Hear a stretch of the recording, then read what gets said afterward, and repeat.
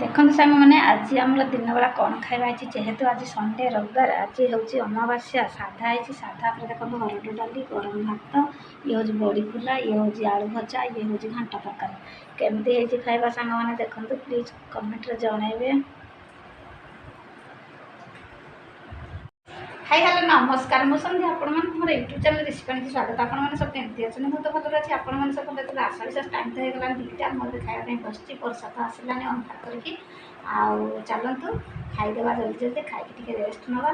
ଆଉ ଭାଉଜ ତ ଖାଇସାରିଲେଣି, ତାଙ୍କ ଦେହ ଭଲ ମିଶି ଜଲ୍ଦି ଟିକେ ଖାଇଦେଲେ। ତାପରେ ଭାଇ ଖାଇସାରିଲାନି, ହାପି ବି ଖାଇସାରିଲାନି, ଆଉ ବାପା ବି ଖାଇସାରିଲେନି। ସମସ୍ତେ ଶୋଇକି ରେଷ୍ଟ ନେଉଛନ୍ତି।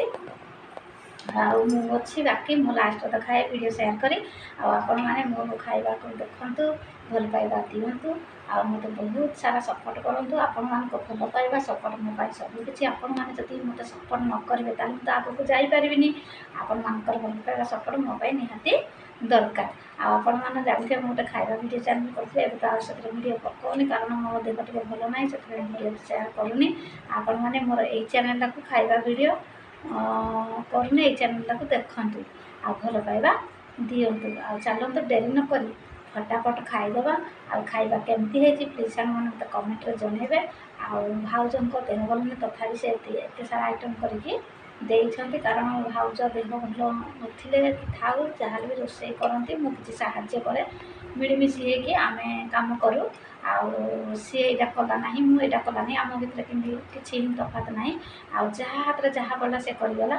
ଆଉ ସେଥିପାଇଁ ଆମ ନଣନ୍ଦ ଭାଉଜଙ୍କ ବଣ୍ଡିଂ ବହୁତ ଭଲ।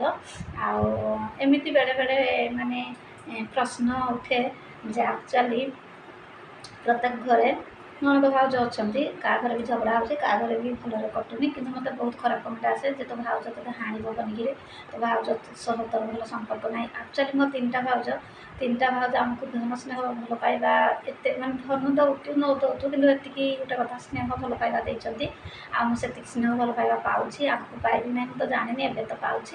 ଆଉ ବହୁତ ବଢ଼ିଆ।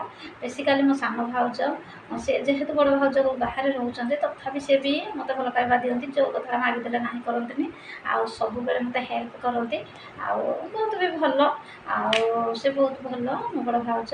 ଆଉ ସାନ ଭାଉଜ ଭଲ, ମଝିଆଣୀ ଭାଉଜ ବି ଭଲ, ସମସ୍ତେ ଭଲ, ଆମ ପରିବାର ସମସ୍ତେ ଭଲ।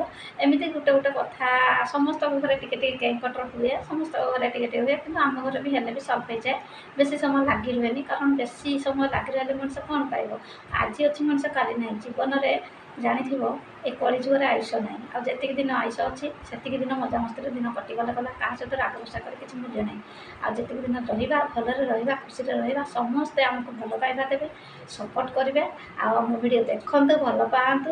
ଆଉ ମୋ ମାଆ ତ ଭିଡ଼ିଓ କେତେ ଦିନ ହେଲା ସେୟାର କରିନି, କାରଣ ମୋ ମାଆ କ'ଣ ହେଉଛି କି, ମୁଁ ଯଦି ଭିଡ଼ିଓ ସେୟାର କରିବି ମୋ ମାଆ କେତେବେଳେ ଶୋଇଥିବ, କେତେବେଳେ ଟିଭି ଦେଖୁଥିବ, ଆଉ କେତେବେଳେ କେମିତି ଯେତେବେଳେ ଫ୍ରି ଥାଏ ମୁଁ ଟିକେ ଭିଡ଼ିଓ ସେୟାର କରିଦିଏ। ବହୁତ ଦିନ ହେଲା ମାଆର ଭିଡ଼ିଓ ଆଣିବି। ଆପଣମାନେ ମୋ ଭିଡ଼ିଓ ଦେଖନ୍ତୁ। ଆଉ ଚାଲନ୍ତୁ ଡେରି ନ କରି ଖାଇବା ଫଟାଫଟ, ଚାଲନ୍ତୁ ମୁଁ ଆଜି ଆପଣମାନଙ୍କ ଆଗରେ ଖାଇବି। ଚାଲନ୍ତୁ ସାଙ୍ଗମାନେ ଖାଇବା। ଦେଖନ୍ତୁ ଡାଲି,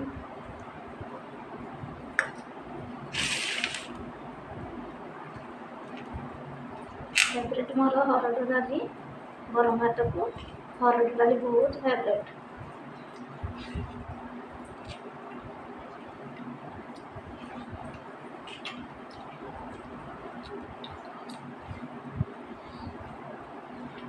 ବହୁତ ଦିନ ପରେ ଆପଣଙ୍କ ସାମ୍ନାରେ ଖାଉଛି।